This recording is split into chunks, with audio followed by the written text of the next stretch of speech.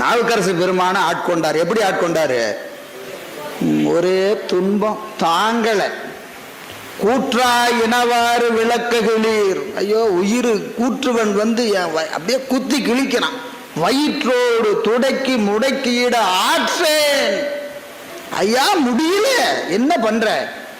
அடியார் படுவது இதுவே ஆகில் அன்பே அமையும் அதிக கெடில. விரட்டான துறை அம்மா. அடியாருக்கு அருள் செய்வீங்க, அருள் செய்வீங்கன்னு சொல்றாங்க. இதுதானே நீ செய்யற அருள்? தாங்களை வைத்து வழி தாங்களையே நீங்க என்ன செய்யணும்? உடனே அருள் செய்ய வேணும். கதர்றார், உருண்டு பெறல்றார் கொடிமரத்தில். யாரு? நாவுக்கரசு பெருமான். அவர் அப்படி ஆட்கொண்டார். சரி, இங்கதான் இப்படி. அப்புறம் எங்க போனாரு? கைலாயம் போனார். கைலாயம் போகும்போது எப்படி போனாருங்க? நடந்து நடந்து நடந்து நடந்து காலெல்லாம் தேஞ்சு போச்சு. காலெல்லாம் தேஞ்சு போச்சு, முட்டி தேஞ்சுது. அப்புறம் எப்படி போனாரு? தவழ்ந்து போனார். தவழ்ந்து போனார். கை பந்தெல்லாம் அப்படியே கரைஞ்சு போச்சு. கை பந்தெல்லாம் தவழ்ந்து. அப்புறம் என்ன போனார்? அப்படியே நெஞ்ச தரையில வச்சு தேய்ச்சி தேய்ச்சி போனார். தேய்ச்சி தேய்ச்சி போனார். அப்பவும் போக முடியல. கடைசியா எப்படி இருந்தாருங்க? ஒரு செயல்பாடும் இல்லை, ஒரு செயல்பாடும் இல்லை. சதை பிண்டமாக கிடந்தார்கிறார். உயிர் மட்டும் இருக்கு, உயிர் மட்டும் இருக்கு. ஆனா என்ன இல்லை? ஒரு இயக்கமும் இல்லை. கை ஆட்டுறதுக்கு கையும் இல்லை, காலும் இல்லை. எல்லாம் என்ன ஆகி போச்சு? எல்லாம் தரையோடு தரையா தேஞ்சு போச்சு. தரையோடு தரையா தேஞ்சு போச்சு. இப்போ நினைச்சு பாருங்க, கை செவந்ததுக்கு தங்கத்தாளம் கொடுத்தீங்களே, இங்க கையவே காணோம். கால் சிவந்ததுக்கு பல்லக்கு கொடுத்தீங்களே, காலையே காணோம்.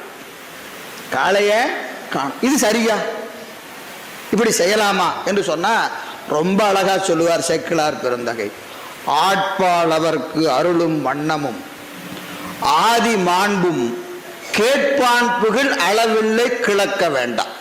ரொம்ப ஆராய்ச்சியெல்லாம் பண்ணாத, ஆராய்ச்சியெல்லாம் பண்ணாத.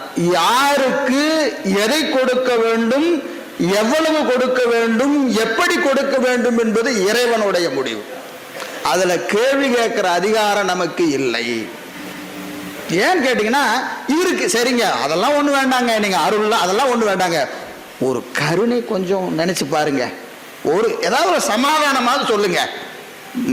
நாவுக்கரசு பெருமான் இப்படி கைலாய மலையினுடைய அடிவாரத்தில் அப்படிதான் போய் கைலாயத்தை பார்த்தாரா? சரி போனாரே, கைலாயத்தான் பார்த்தாரா? இல்ல, பாதி வழியில நிக்கிறாரு.